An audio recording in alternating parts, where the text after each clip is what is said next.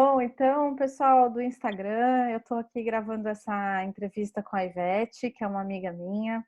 Era para ser uma live, mas não sei por que motivo eu não consegui fazer isso virar uma live lá aqui no Instagram. Então, por isso eu resolvi gravar esse vídeo com ela e colocar e postar para vocês. E aí, quem tiver dúvidas, perguntas, pode colocar aqui nos comentários que a gente vai falando com vocês, tá bom? Essa entrevista é para ser em inglês, para você poder praticar o seu listening e para você conhecer um pouquinho melhor de um outro tipo de accent, que é o da Yvette, tá bom? So, hi Yvette, good morning. Hi, Lu. Good morning. How are you? I'm fine, and you? Fine, thank you. Great. Thank you so much for this opportunity. Oh, I appreciate it, and thank you so much because you're here, and we had a lot of troubles this morning trying to connect, but thank you so much, yeah, for your patience. You're welcome. It's so good Great. to see you here. So Yvette, as we were talking before, I'd like to have this interview with you so people can listen to you a little bit and know you a little bit, right? So can you tell us a little bit about you, where you're from, what do you do? I'm Dutch, so I come from the Netherlands. That's where I grew up. And I've been in Brazil for about 21 years. So Wow. I grew up in Holland, the Netherlands. I studied for 1 year in the United States. I did the senior year of high school as an exchange student. I lived also for 6 months in Brussels to practice my French, to do my internship. And after I graduated from my college in Amsterdam, I came straight to Brazil. Mm-hmm. And why did you come to Brazil? I've always been interested in international relations. I always knew I was going to live abroad. And while I was in the United States, I met my current husband, who is Brazilian. So that was the reason for Brazil. Yeah. Okay. Right. And you also have a kid here, right? Yes, we have a lovely daughter. Her name is Sophie. Uh-huh. And you are friend. yeah. And you are a teacher, right? Yes, I've been teaching, well, I've been teaching for about 15 years, I think. Mm-hmm. Yeah. Where are you teaching now? At the moment, I'm teaching at Cultura Inglesa. Yes. Mm-hmm. This is where we met, right? Yeah, at Cultura. Yeah. For that, in company, business English. And 12 years ago, I started teaching at Cultura. Mm-hmm.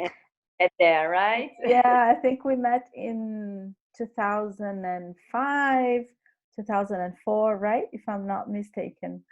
About 12 years ago, something like that. Yeah. Yeah. Great. So I thought of talking to you about some habits that people have here and that you had there in your country. So how would you compare our habits to your habits? Well, I think they're basically stereotypes, but I think in Holland we are much stricter than people here in Brazil. Even in our free time, also, like when we are visiting friends, we have like a whole schedule, right? We have the planning. You don't just show up. Showing up out of the blue. We normally call our friends and ask when we can come, and not for the same day, right? Normally it's for like next or something like that. And then we are supposed to arrive on time, right? If we have like a nice dinner party at a friend's house at 8 o'clock, it's not done to arrive at 8:30, right? We're supposed to respect, and people they actually get quite upset when you're late, even in your free time. So this is quite different from here. Yeah, so here I think we have at least two things that are different, right? People getting there on time, it's one thing, and scheduling, right? So you schedule in advance, right? Yes, and that's very important. So I used to buy my agenda there, and here things just pop up, which is really nice. I like this part. It's more Do you spontaneous. prefer that? Yes, you never know what's going to happen, right? Yeah. And it's more spontaneous, as you said, right? Yeah. So it's a nice, yeah. Great, great. Anything else that you can remember to tell us that is a Uh, little different? Maybe in the school. The schooling system is completely different. Yes, I struggled a little bit with that while I was looking for schools for my daughter too, and it's really different.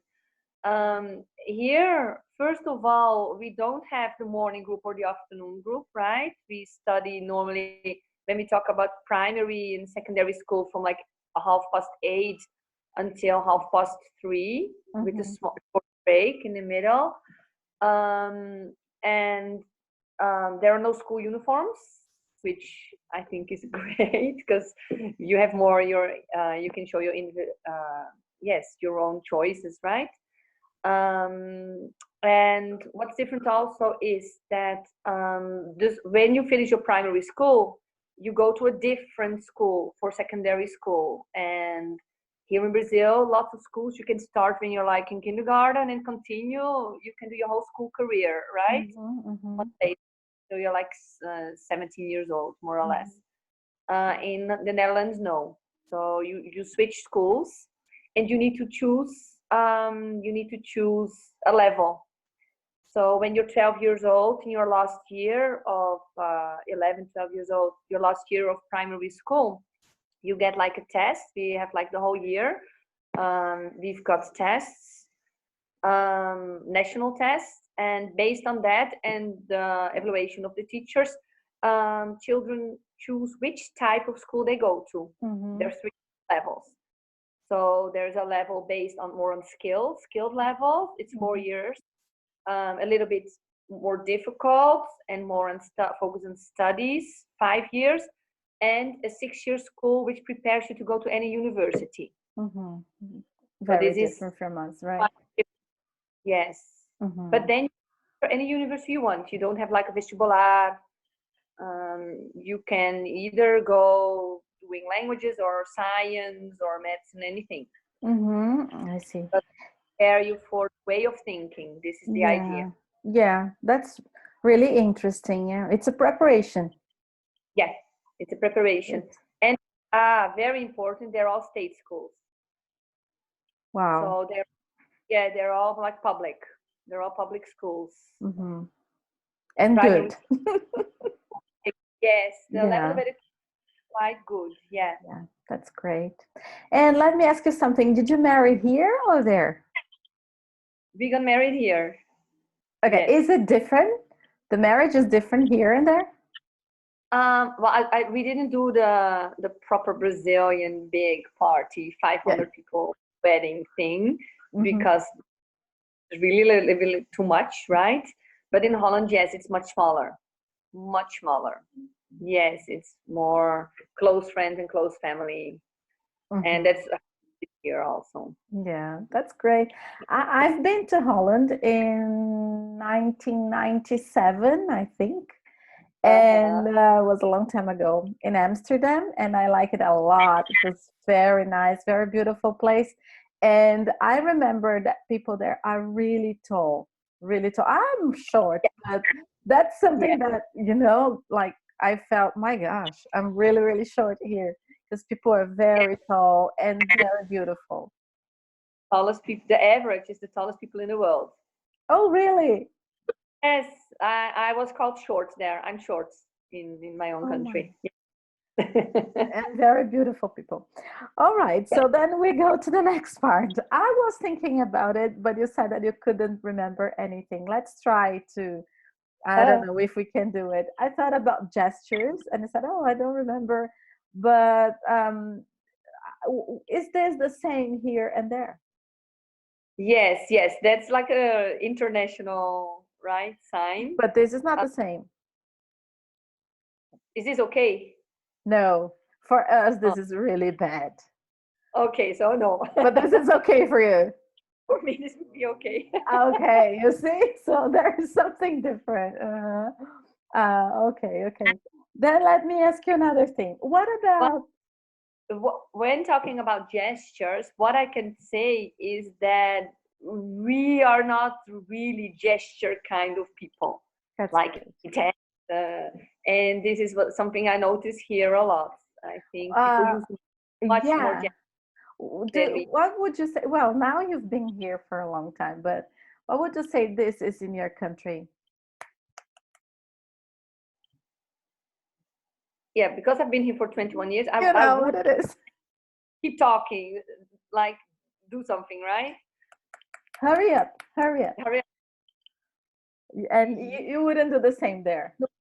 No, no, no. That's fine, that's fine. And considering the language and teaching Brazilians, right? Because you teach Brazilians to speak English.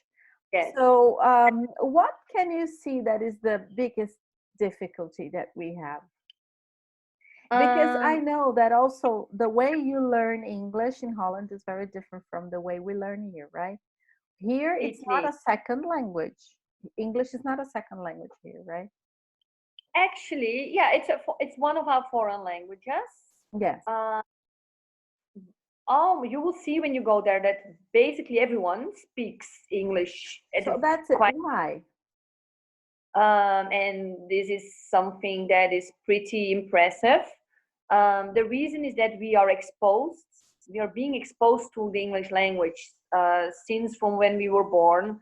Like when we watch TV, all the series are being shown in their original languages. And this is something that the government did on purpose, so that we would listen to other languages since we are small. So that means it's much easier for us to absorb and to learn a new language. We are a very small country. Almost no one in the world speaks Dutch. So, and we like to travel a lot. Our weather is horrible, so we like to, to go to nice places with nice weather during our holidays, on our vacation. So we always need to adapt ourselves. So this is why Dutch people speak languages very well. We don't have language schools like we have here, right? Like Cultura Inglesa and other schools. No, no. We have language courses, but it's really rare for people. But we learn our languages at school, at high school. Okay. Mm-hmm. So my English background started when I was 12. Wow. High school. And when I finished after 6 years, my English would be like an intermediate, upper intermediate. Mm-hmm. Then I moved to the United States, I got my fluency. But most people can really manage really well. Yeah, yeah. Education is completely different from here. Mm-hmm. You said that you learn other languages. So you learn English and what, French? Yes, we get English, French, and German, right, in the beginning. And then after 2 years, you need to choose. So you need to stay with one language, which basically 99% of the people choose English. And then if you are interested in more languages, you can stay either with French or with German. Mm-hmm. So most Dutch people speak German quite well. Our language is a mixture between German and English. Mm-hmm. I loved French, so I dropped the German. I chose French. But you have some idea of German too. Yes, everyone gets some words. Yeah. Yes, until intermediate level, most people do. Yeah, that's great, isn't it? Different approach. Yeah, and also because your language is quite difficult. I've seen you speaking in Dutch, and it's really, really difficult. Well, Portuguese isn't easy either, right? Yeah. Did you have any difficulty learning Portuguese? Yes, I did. Due to the fact that I spoke French before I came here, this helped me a lot. So I adapted my French. Yeah. I changed the suffixes and everything into the Portuguese ones, and sometimes it worked, sometimes no. But you make for everyone who's learning a new language, you make lots of mistakes, right? People think you're funny or cute in the beginning, and you're really trying to do the best and to be serious. So this is something that bothered me a little bit. You feel like you're speaking like a 4-year-old and you're trying to be serious and as an adult, and this is something quite difficult. But the fact that I needed to speak Portuguese all the time here because of the job that I got in the beginning, I was sharing an apartment with 2 Brazilian girls who didn't speak any English. You were forced to learn Portuguese, right? Yes, so I think it's the exposure, right? Listening all the time, hearing it all the time, being forced to speak helped me to learn it quite quickly. And your Portuguese is really good now. I know that. Thank you. Yeah, this is great. This is great. And you talked about a lot exposure. Yeah, exposure to the language. So what do you think that, as a teacher now, what do you think that our students should do to be more fluent in English? That we know that they should do, they don't, maybe because they don't have time, or I don't know, they don't want to. Because I think that here in Brazil, we have some exposure to English. If you turn on the radio, if you turn on the radio, you listen to English. If you go to Netflix, you listen to English. English is everywhere, but students still keep being, like keep in intermediate levels. So why do you think it happens, and how do you think they could expand their learning? For me, the main key is reading a lot. This is what I did also when I came here. I used to read the newspaper every day, magazines about the news and everything, books, because it's a fun way for you to learn lots of new vocabulary and grammatical structures also. Because you asked me a few minutes ago about the main difficulty. I thought that with Brazilian students, I think it's the word order, right? Structure. Which for me, when I learned English, was easy because it's close to my language. But I had this difficulty with Portuguese, adjectives and noun, word order and everything. And I think when you read a lot, automatically your brain will register and get used to these new structures. And it's a way for you to reconfirm things that you learned in class. Vocabulary, because many times I hear from students that I have difficulty with listening, I have difficulty speaking. Many times it's not the listening itself or the speaking. Many times it's a lack of vocabulary. They don't have the words. And when you read, I believe that you expand your vocabulary. And when you want to say something, the words just come. It will be easier for you to understand somebody if you know the words. Because most of the times it's not the listening skill itself that is difficult. Many times students don't recognize some words, and then they get stressed and get lost, and then they lose the whole track of the conversation. So for me, reading is very important. Yeah. I think there is this myth, like you said, that when you wanted to be more advanced in the language, you went to the USA. But I believe that it's also possible to be more advanced in the language here, don't you think? Because of the exposure we have? Yes, we nowadays we have access to the whole world, right? We can read newspapers from all over the world, which is something like I think is a great tip, right? We can The Guardian, The Economist for more advanced students. We can listen, we can put our Netflix or whichever streaming you're on to the original language. You can put the subtitles in English or take them out. And we have access to people all over the world nowadays. So you can meet people online, you can chat to people, you can talk to people in a more natural way. So yes, I know several people here that have beautiful and perfect English and that have never been out of Brazil. So just practicing and studying here, right? Dedication, right? Dedication. Yes. Yeah. I think that's the key word, dedication. For everything, not only for English, but all language is the same. A language, an instrument, right? Exactly. Yes, and maybe something instead of taking the whole Sunday off study, try to have contact with the language every day, even if it's just 10 minutes. I believe it really does make a difference. Right? Watch the news. I mean, you already know what they're talking about. If you watch news on CNN or BBC now, they're going to be talking about the same things they're talking here, right? So you already know the topic. So you're actually just learning the vocabulary, how to speak about what's happening in the world today in English. 10 minutes a day does make a difference. Yes. Maybe it's not, the difference is not so fast. You will not notice the difference so fast, but you will notice like in 1, 2, 3 months, you will see the difference, right? Exactly. Yeah. And before you know it, and this is what happened to me when I was here. It was like, I remember exactly the day.